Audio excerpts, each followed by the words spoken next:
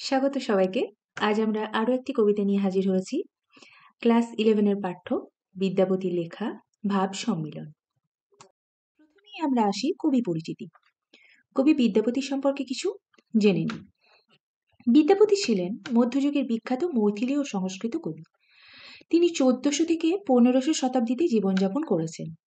তিনি মূলত ভক্তি ও প্রেমের কবিতার জন্য বিখ্যাত, বিশেষ করে রাধাকৃষ্ণের লীলা বিষয়ক রচনার জন্য। তাকে মৈথিলী কোকিল বলা হয় কারণ তার রচনাগুলো কোকিলের মতো মধুর ও সুললিত। বিদ্যাপতির কবিতাগুলো শুধুমাত্র সাহিত্যিক দিক থেকেই নয়, ভাষার বিবর্তনেও গুরুত্বপূর্ণ। তার কাব্যে একদিকে বৈষ্ণব ভাবধারা, অন্যদিকে গঠনগত দৃঢ়তা ও গভীর রোমান্টিকতার মিশ্রণ পাওয়া যায়। সংস্কৃত ভাষার পণ্ডিত হলেও তিনি মৈথিলী ভাষাকে জনপ্রিয় করে তুলেছিলেন। তার রচনার মধ্যে উল্লেখযোগ্য হল কীর্তিকলতা, কীর্তি পতাকা ও পদাবলী, যেখানে ভক্তি ও প্রেমের অপূর্ব সমন্বয় রয়েছে। তিনি কেবলমাত্র কবি নন, পাশাপাশি দরবার কবি হিসেবেও পরিচিত ছিলেন। বিদ্যাপতির রচনার প্রভাব বাংলা, উড়িয়া ও আসামি সাহিত্যে ব্যাপকভাবে পড়েছিল। তিনি প্রায় 800-রও বেশি পদ রচনা করেন। তার ভাষা ও কাব্যশৈলী পরবর্তী কবিদের উপর গভীর প্রভাব বিস্তার করেছে, বিশেষ করে চণ্ডীদাস ও চৈতন্য মহাপ্রভুর ভক্তি আন্দোলনে। এখন আমরা চলে আসব পদটিতে, অর্থাৎ কবিতাটিতে।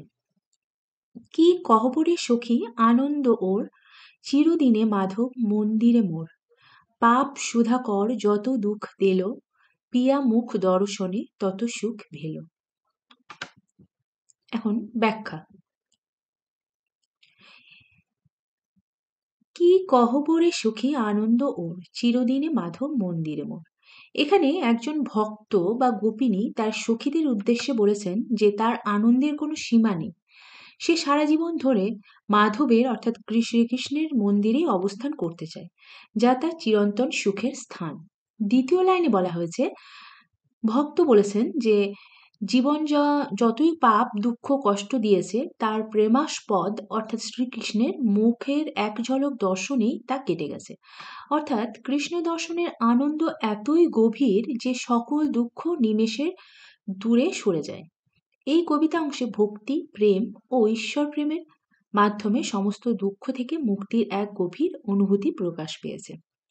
এই লাইনগুলো মূলত বৈষ্ণব ভাবধারার লেখা, যেখানে ভক্ত ও ঈশ্বরের মধ্যেকার প্রেম ও আনন্দকে প্রকাশ করা হয়েছে।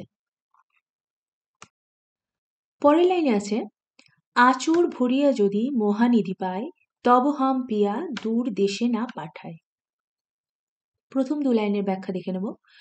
প্রেমিকা অর্থাৎ ভক্ত বলেছেন যদি তার আঁচল পূর্ণ করে অসীম সম্পদ অর্থাৎ মহানিধি পাওয়া যায়, তবুও সে তার প্রিয়তমকে দূরে দেশে পাঠাবে না বা পাঠাতে চায় না। অর্থাৎ তার প্রেম এতটাই গভীর যে কোনো মূল্যেই সে প্রিয়জনের বিচ্ছেদ সহ্য করতে রাজি নয়।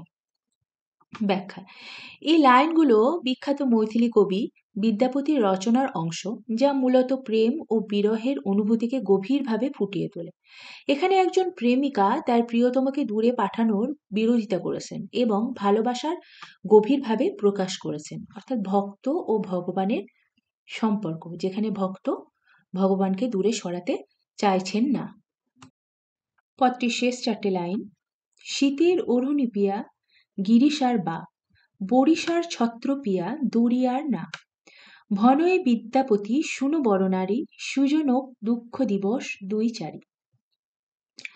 তৃতীয় ও চতুর্থ লাইন, শীতের অরুণি পিয়া গিরিশার বা, বরিশার ছত্র পিয়া দরিয়ার না। শীতকালে তার প্রিয়তম যেন পর্বত অর্থাৎ গিরিশ হয়, অর্থাৎ কঠোর ও স্থির আশ্রয়দাতা হয়।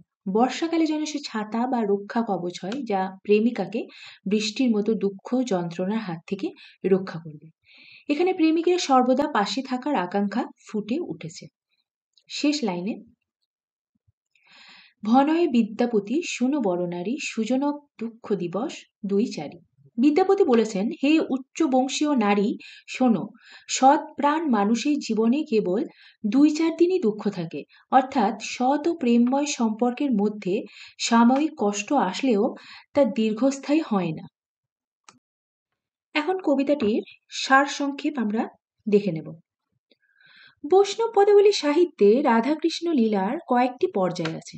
তার মধ্যে শেষ পর্যায়ে হলো ভাবোল্লাস ও মিলন বা ভাব সম্মিলন।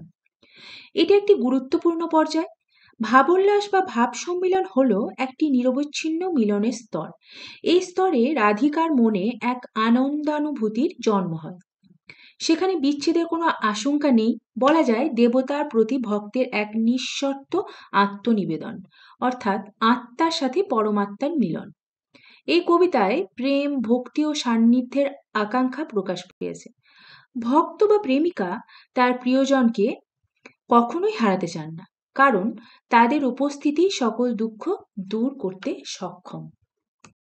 এই গেল আমাদের পদটির আলোচনা, সারসংক্ষেপ সবকিছুই। এখন আমরা প্রশ্নোত্তরের দিকে যাব।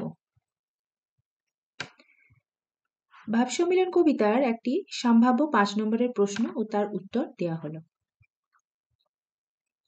বিদ্যাপতির ভাব সম্মিলন কবিতায় প্রকৃতি ও মানব মনের সম্পর্ক কিভাবে প্রতিফলিত হয়েছে? উত্তর: বিদ্যাপতির ভাব সম্মিলন কবিতায় প্রকৃতি ও মানব মনের সম্পর্ক অত্যন্ত সূক্ষ্ম ও অনুভূতিপূর্ণভাবে প্রকাশ পেয়েছে। কবিতায় বর্ষার চিত্রের মাধ্যমে মানব মনের অভিব্যক্তিকে তুলে ধরা হয়েছে। বর্ষাকালে প্রেমিক প্রেমিকার মন যেমন আবেগপূর্ণ হয়ে ওঠে, তেমনি প্রকৃতিও এক বিশেষ আনন্দময় ও রহস্যময় রূপ ধারণ করে। কবিতায় প্রকৃতির উপাদান মেঘ, বৃষ্টি, বিদ্যুৎ এসবকে কাব্যিক রূপ দেওয়া হয়েছে। যেমন বিদ্যুৎকে তুলনা করা হয়েছে প্রেমিকার হাসির সঙ্গে, আর বৃষ্টির ধারা যেন প্রেমিকের হৃদয়ের আকুলতা প্রকাশ করেছে। বিদ্যাপতি প্রকৃতির এই পরিবর্তনকে মানব মনের অভিব্যক্তির সঙ্গে একীভূত করেছেন, যা মধ্যযুগের বৈষ্ণব কবিতার একটি প্রধান বৈশিষ্ট্য। এইভাবে কবিতাটি প্রকৃতি ও মানব মনের সংবেদনশীল সম্পর্ককে চিত্রিত করে, যা বিদ্যাপতির কাব্যধারায় অন্যতম বৈশিষ্ট্য। পরের কোশ্চেন: বিদ্যাপতির ভাব সম্মিলন কবিতায় প্রেমের অনুভূতি কিভাবে প্রকাশ পেয়েছে? বিদ্যাপতি ভাব সম্মেলন কবিতায় প্রেমের অনুভূতি গভীর ও আবেগময়ভাবে প্রকাশ পেয়েছে।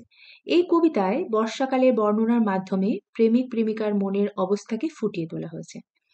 কবি প্রেমিকার সৌন্দর্য, হাসি ও চঞ্চলতা বর্ণনা করেছেন, যা প্রেমিকের মনে গভীর আকুলতা সৃষ্টি করে।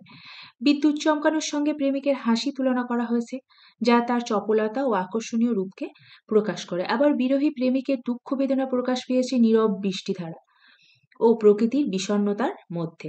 এইভাবে কবিতায় প্রকৃতি ও প্রেমের অনুভূতি একাকার হয়ে গেছে, যা বিদ্যাপতির কাব্যশৈলীর অন্যতম বৈশিষ্ট্য।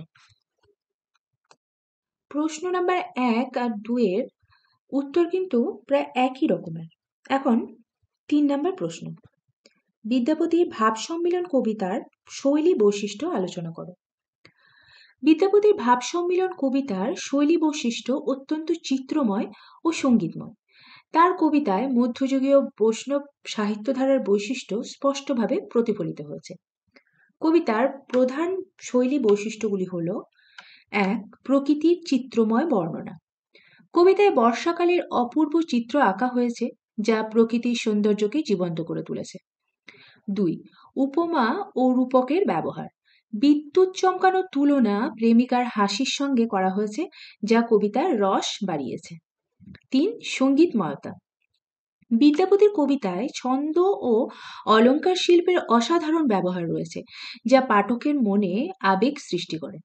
4 এবং লাস্ট, প্রেম ও বিরহের অনুভূতি। কবিতায় প্রেমিক ও প্রেমিকার মিলন ও বিচ্ছেদের আবেগ মিশে আছে, যা এক অনন্য শৈল্পিক রূপ দেয়।